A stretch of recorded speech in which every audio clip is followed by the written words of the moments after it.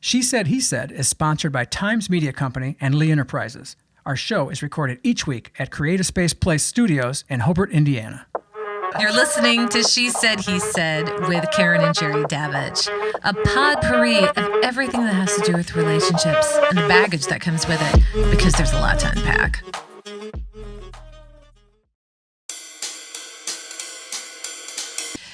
One thing about us is that... maybe you too. Maybe you too. My parents were till death do they part, and so were yours. Yes. We can't say that for our kids. No. My kids were very, very young. My daughter was a baby. I think my son was 2. So their whole lives, they have just known, I guess, a divorced parents. 2 different worlds, 2 Yes. different realities, 2 different 2 different homes, Yes. 2 different everything. My kids were the same. I think it was like 5 and 3 they were, roughly, when I got divorced. I don't know, 6 and 8, Yeah. whatever it is. But most of their life, most of their adult life and most of their childhood was just being a divorced kid. And we didn't realize that we've never lived that experience before. No. They have to literally take your stuff. You have the custody God, exchanges, so which are so awful. dreadful, and we've been to those, and it's tense and it's awkward, and you go and you knock on the door, you meet somebody in a parking lot, and the kid runs over, and you go, "Bye, Tommy," and then off they run, and then they give you that sad look, whether they want to go with the other parent or not, and you know they're kind of stuck in a way, and there's nothing you There's can do. nothing you can do. It's either court ordered or Yep. just You just have to agreements do you it. made, And you have it to is- do it.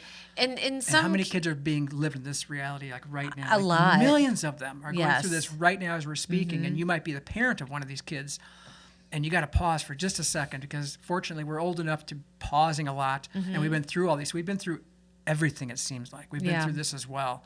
The whole reality of divorced parents and double houses, and tell your mom I said this, and don't tell her that. Or And you then- don't get things back because they left it at the other parent's you- house, so they'll never see it again. Or they badmouth you constantly, and you hear that, and the Constantly. kid will slip up and mention it as something. You know you're hearing just bad things from the other parent of the children, and it Yeah. happens all the time, and it's just a tunnel that nobody wants to go through, yet No. we all seem to go through it. And We all seem to go through so it. if you have kids and they're going through this divorce reality right now, maybe you could pause just for a second and realize they're not pawns. They're No. not tools to be used against your ex. You can't No. manipulate them and use them and weaponize them, and it's going to backfire on you someday. it's And really especially, and I bad. usually point my finger at men more than women and fathers more than mothers. Maybe I shouldn't, but I'm a guy. So I think if you're one of these guys doing that, you're making a big mistake. You're not going to you already lost the woman. You're going to lose the kids too.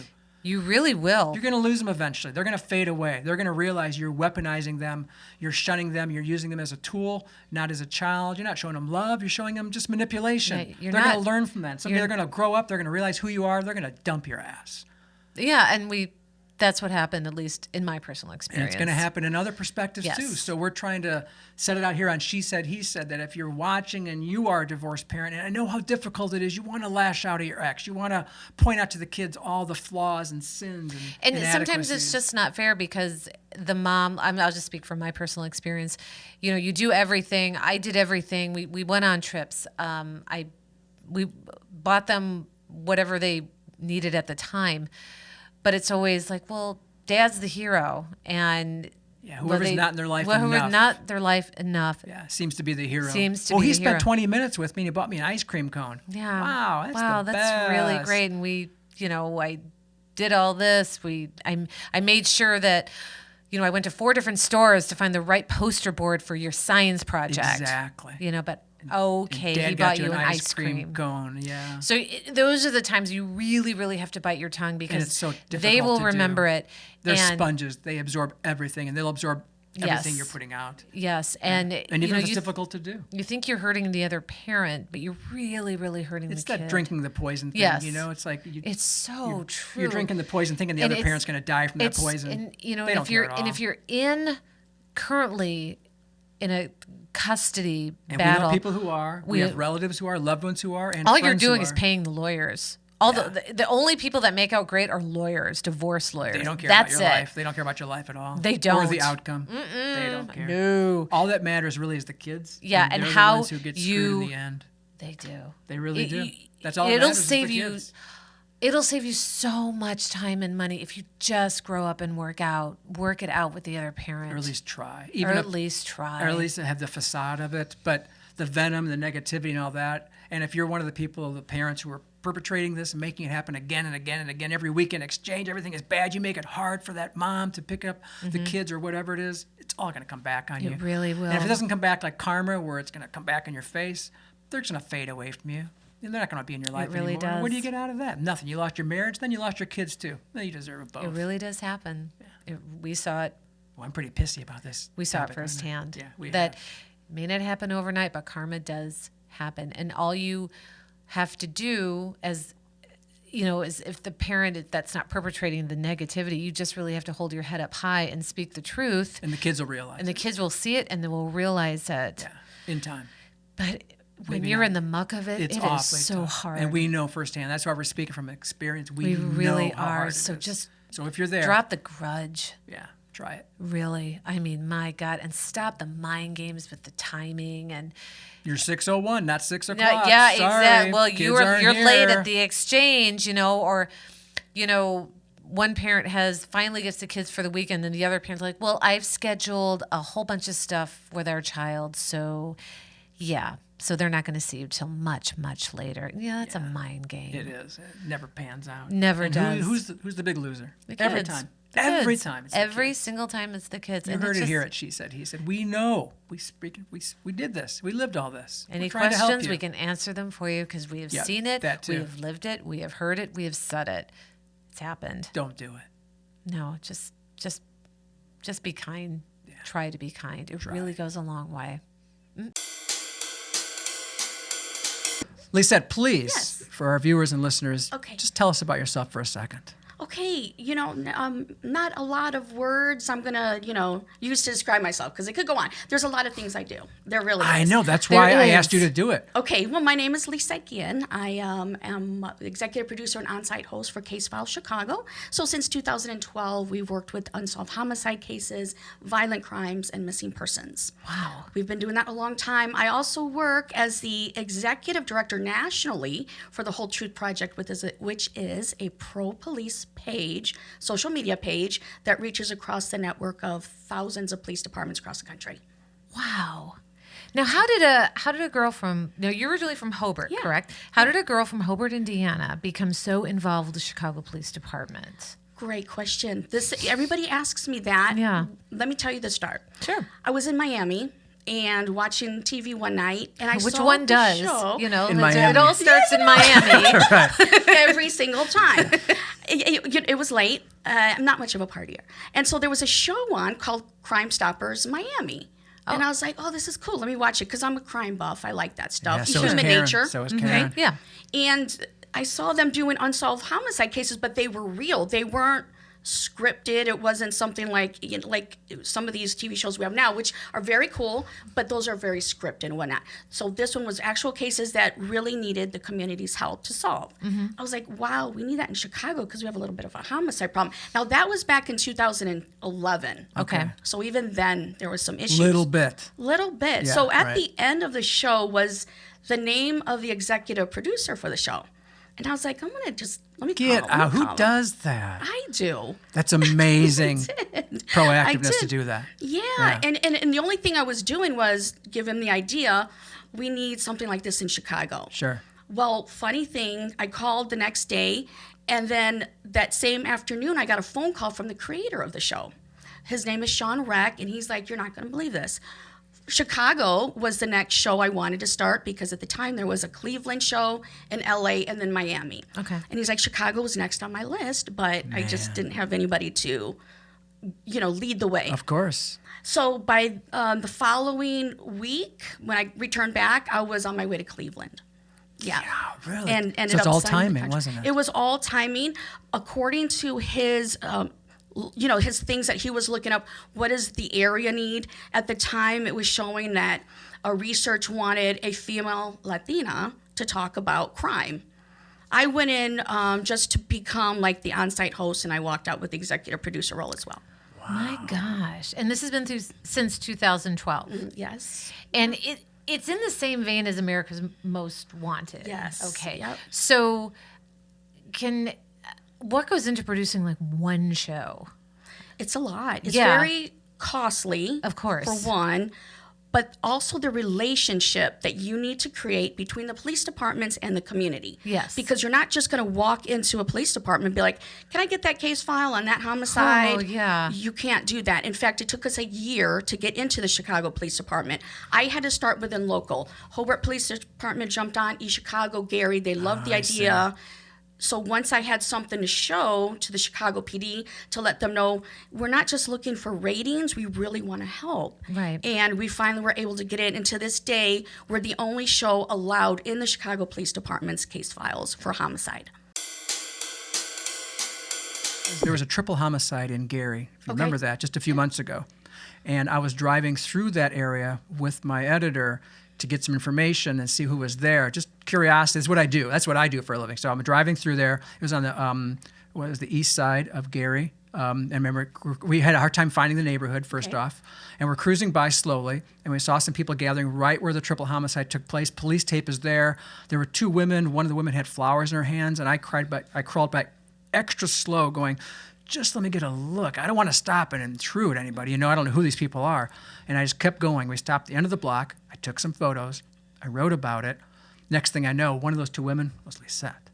Yes, it was. And I could not believe it was you. I didn't recognize you. I didn't know. And I didn't want to stop to Sure. say anything, obviously. If I knew it was you, I would have stopped. So what brought you there? You know what? Let me tell you. I like what you just said, Jerry. Not that I don't like people recognize me, but when you go into certain locations like that, and I always tell like young journalists when they ask questions, always go. Of course, I'm not going to go, with a ton of makeup on, my hair fluffed up into something like that. No. I'm going to go into that community to fit the audience. So I had on jeans, probably a t-shirt. My hair was back, no makeup. I'm just going to slide in and just, get in the mix. I'm not out there to spotlight myself. Right. I'm out there to work. Yeah. So I like that you said that, because that means what I was doing there was blended right purpose. in. I blended right Without in. a doubt, yeah. Yeah. And I always tell journalists that too, because I always get questions like, but they won't talk to me.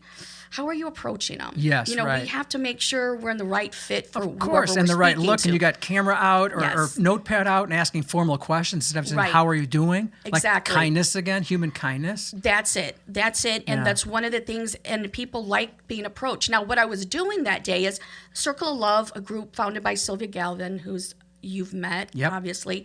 She wanted to go out and talk to the family. She's getting her organization started by helping families affected by homicide. So I went with her because, of course, I wanted to offer help if there's anything they needed as far as helping find out, who did it, what kind of victims are we looking at, Right. what did the police need from us. It was very interesting, though, because shortly before that, I believe it was just a couple days, the new Indiana law had passed where you can literally carry. Now, let me tell you what happened to Sylvia and I that same day. You had left as we were, of course, you guys didn't know we were there. We were going back to our car, and here come two guys with assault rifles, just out in the open, walking right towards us. And I was like, Walking casually. casually, Right. like nothing, Karen. It was Right. just open arms. I'm like, okay, well, one or two things, is about to happen. Okay, so we're going to either get shot straight on or when we walk past them and behind. Because they walked towards us. I think, though, what happened is they had got the word that we were there not to... Exploit. Yes, we were there to really help. When they saw the Right. flowers there, they actually opened the doors to talk to us, because you noticed when we got there, everybody went into their homes. Yep. But then as they saw the flowers being laid down, we talked to Yes. the kids, we Right. talked to the parents. Then they slowly started coming out like, okay, they're okay. Welcome there. You were there to offer support. Absolutely. Because that's our first thing. Because we need people to know. In fact, it went down to the point where, like, when I go in to a scene that just happened, whether it just happened and we're still trying to work things out, or afterwards, like this one in Gary, it's how can we help? Yeah. Do you know that there's victim assistance funds out there? Because I don't want them to think, okay, what does she want? Is she going to tell Right. on my boy that just murdered my other boy? It's not like that. You have to be very, very careful, and you have to know the game going into that. So the other day we were listening to the radio and John Mellencamp came on. I love John Mellencamp. He has been around for John years. Hoosier Mellencamp. What? That's his name. John Hoosier Mellencamp. No, it's not. That's what you should call him. He's a Hoosier. I John know, but Hoosier that's Mellencamp. that's Okay, not fine. his- He's John Cougar Mellencamp. Go ahead. yeah. Whatever. Well, anyway, I've got Who's a your- point here. Okay. Anyway, I love John Mellencamp. Yeah. So his song came on the radio the other day, and I thought to myself, gosh, I really kind of wish that we had seen him in his prime. And I hate to say that. He's 71 years old. Okay, what do you consider prime? What if you saw him when he was 51? I think, yeah. That's too old, or No, that's okay? I don't think 51's that. okay. 51's okay. 71 crosses a line of some kind. Maybe. Because seeing somebody in their prime, of course, we all want to see that. Maybe. Any performer we love, no matter who it is, you want to see them in their prime. Yes. I saw Diana Ross is coming to the Hard Rock Casino. I thought you were going to soon. say you saw Diana Ross. No, Like, I didn't. You never told I've me you never saw Diana Ross. No. That would be a great show. Wait, how old is she? I don't know. We'll have to Google That it. doesn't matter. So John Hoosier Mellencamp could be 71. Gotta stop and calling you're him that. and you're not gonna want to see him, but Diana Ross could be 80. okay. And So it's okay because to I see think her. Diana Ross She's an still icon. She's a sounds beautiful. Oh, her pipes are the same. I think her pipes are the same. John? John Mellencamp, the guy smokes 3 to 5 packs of cigarettes a day. Plus, he probably He drinks does sound like a walking ashtray.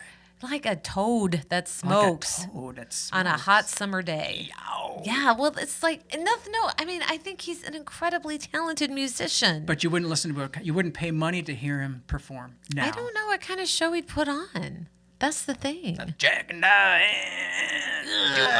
Yeah. It'd be like that. That's what it'd be like. It'd be like Bob Dylan Oh, Bob after Dylan. his third my pack for the day. That's what it'd God. be. And So no, is this, Bob is this Dylan ageism? is. Are we being ageist by doing We this? might be, but okay. Like, so what do I we wanna see talked you- about Madonna. Now Madonna is 64 years old, Yeah. and she's still parading around as if she's 24 years old. Shame on her. She's dating a guy that's I think 27. Kudos to her. Yeah, kudos to her. But I don't know. There's like, What? She crossed the line. Yeah. d- And she still dresses And I when mean, she was she like still she's looks 20 or great. Don't something. get me wrong. She still looks great, except like she's got to really lay off the filters and the Botox. And, Well, Mellencamp probably dresses the same when he was in his 20s and 30s. Yeah, but- Pair of jeans, yeah, old but coat, I mean, you a can't. scowl. He He's didn't- good to go. That's good to go. But I no. mean, Madonna, she's still writhing around in bras and fishnets Okay, and then stuff. let's So shift that's gears a little, to someone else that performs. How about Stevie Nicks? She's in love with Stevie Nicks. She's a huge love fan. Stevie Nicks. And Stevie has not crossed this magical line because of she's 71 or because whatever. Her stage, How old is Stevie? She's 72 or Okay, 73. same age as John. Yes, But there's a difference, you're saying. I think there's a difference because you're a fan. I am a fan. So any fan of John would still want to see yeah, John. you're right. You're Even right. at 71, I saw But Dylan, and he sounded horrible. You sound. When did you see Dylan? Oh, I saw him back at the Holiday Star. He Star played at the Plaza. Holiday Star. He did. He He really did. did. He did. How did they get Bob Dylan? I don't know. And Oh yeah. so Anyway, Stevie's because worthy of seeing she's at had the 72, same kind of but stage John's not. stage persona for years. She's like the enchantress. She's the gypsy. She doesn't run around on stage. She doesn't have choreographed dancers John doesn't behind do her. anything different. He stands at a microphone, sings. Maybe he plays guitar. Maybe he used to swing more, his body and hip movement because he was like the sex symbol back in his 20s. Yeah. He was Cougar, Johnny Cougar.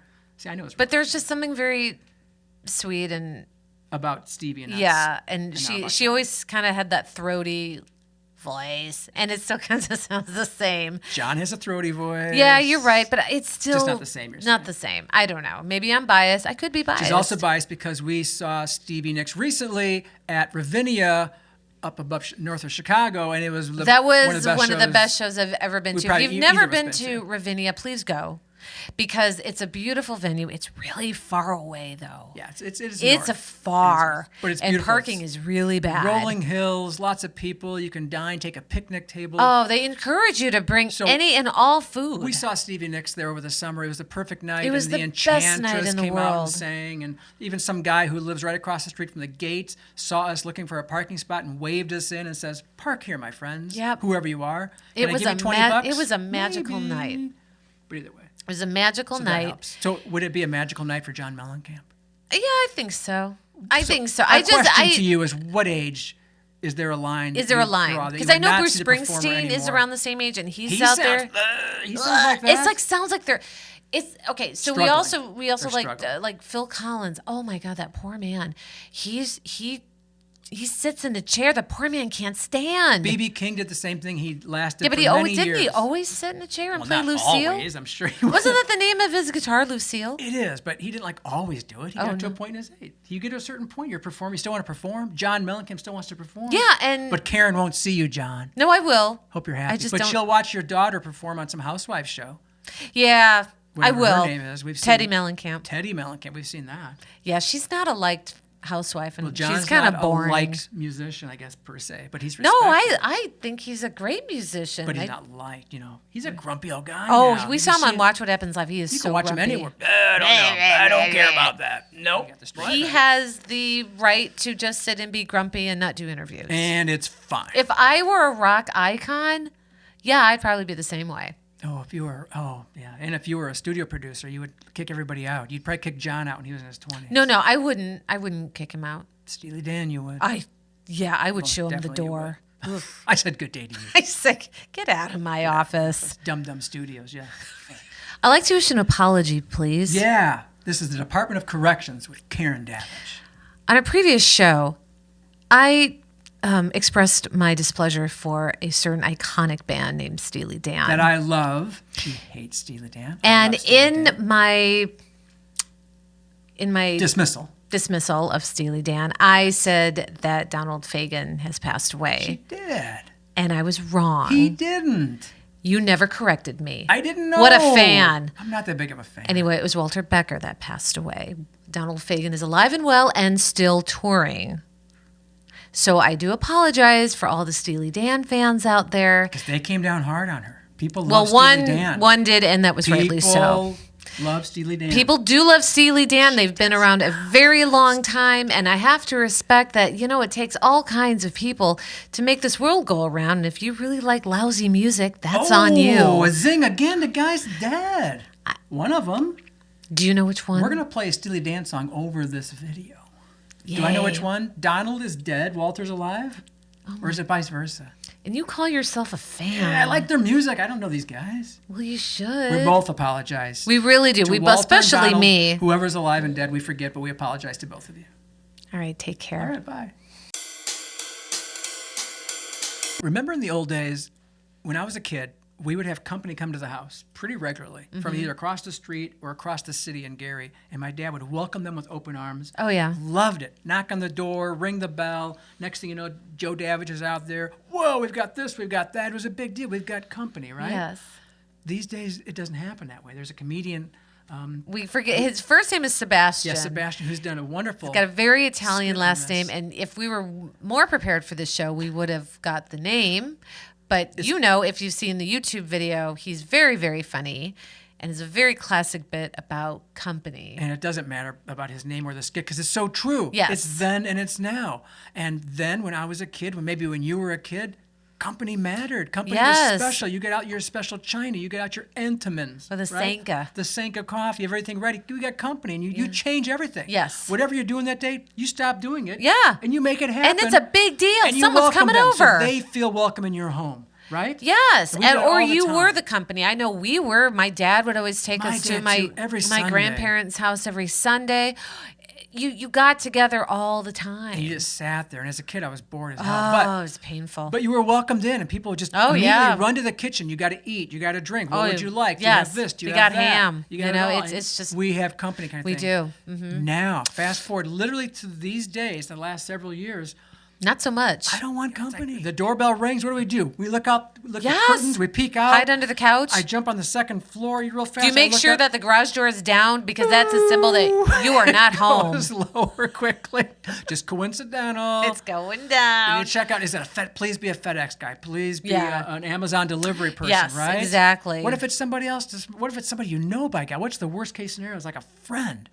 And they're just coming just to check on you and just to say hi and stay for an hour or two. What Oh is my worse? Somebody God. wants to come over and check on you, or one of those students that are selling books, and they will not. No, you can get the student leave. to go. You can't get friends to go. Yeah, that's true. Students, you can get out. You can make some excuse. Yeah. Sorry, my leg's on fire.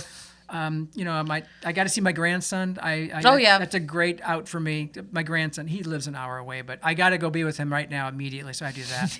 Why are we don't so know. antisocial Maybe now? it's just us. Are you guys? Is anybody out there in No, antisocial? they're like that too. You're people. Yeah, you're like Some that? of you are like that for sure. Yeah, you get the doorbell thing and you go, oh, damn. Go. So if we ever come to your house and knock on the door, you're welcome just to shoo us away. Well, we That's what we're won't getting be. to. Oh, So no. you don't ever have to worry about us. Oh, we won't be your making a company. pop in or anything. We never do that. No. And don't do it to us. On our next episode of She Said, He Said, we will have a very special guest in the studio, and her name is Jamie Fankhauser, and she's a small business owner in Valparaiso.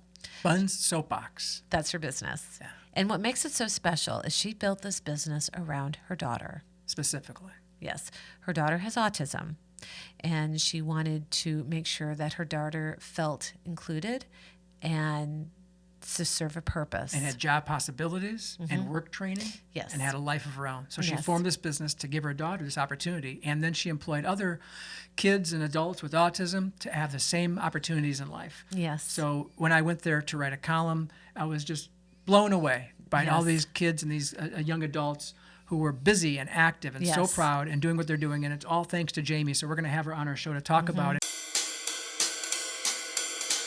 And of all else, somebody told me this last week and I haven't forgot. He says, on life's worst day, it's still a miracle. Wow. Isn't that? So whatever kind of worst day you're having, keep that in mind. It was a quote from an old lady who told me this. On my worst day, she said, life's a miracle. And damn it if she's not right. And please. Just a reminder that you can listen to our show wherever you find podcasts, such as Spotify or Apple. Odyssey. Google, iHeart. God, why do I always get? And of course, you can watch it at NWI.com. You've been listening to She Said, He Said with Karen and Jerry Davich, sponsored by Times Media Company and Lee Enterprises, and recorded at Creative Space in downtown Hobart. Find us at NWI.com and where you find all your podcasts. If you enjoy our show, we hope you return with your own viewpoints about couples, relationships, and the subtle or not so subtle differences between spouses, mates, partners, and potential partners. We welcome your opinions, your experiences, and especially your love lessons.